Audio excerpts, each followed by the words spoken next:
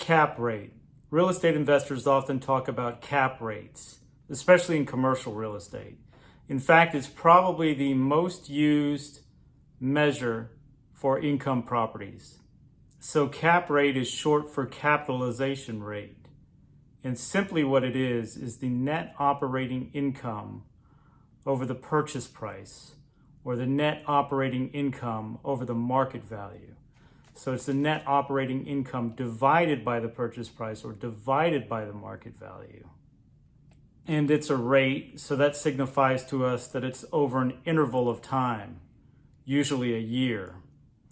So for example, say you had a net operating income of $10,000 on a property with a market value of $100,000. So $10,000 divided by $100,000 is 10%. So the cap rate on that property is 10%.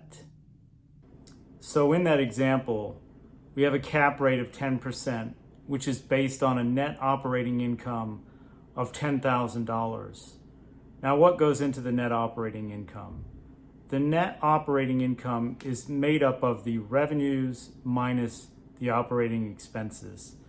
So revenues would be the rents you collect and possibly fees that you also collect. The operating expenses are things like maintenance and upkeep. So things that we don't include in that would be interest, taxes, depreciation, amortization. Those types of things are not included. So it's just the net operating income, that is income from operating the property. So the cap rate gives us a fairly narrow but clean representation of the rate of return on the property. And it doesn't include things like taxes or financing or anything else. And this gives us a basic rate that makes it easier to compare to other properties. And it also makes it easier to compare to other investments.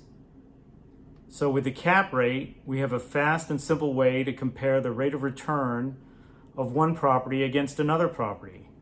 Or we can compare the rate of return for a property against the yield on a bond or the dividend on a stock. So for example, we had a 10% cap rate on that property. Now if you compared it to a 5% yield on a treasury, that's a much better return. So it may be worth your while. Let's say you had a different scenario though. Say you had a 3% cap rate and you were comparing it against the 5% yield on the treasury. Well, you might decide just to invest in the treasury, not even bother dealing with the hassle of real estate. So there are a lot of other factors that can come into play. But what the cap rate does is give you a basic idea of the rate of return on an income property.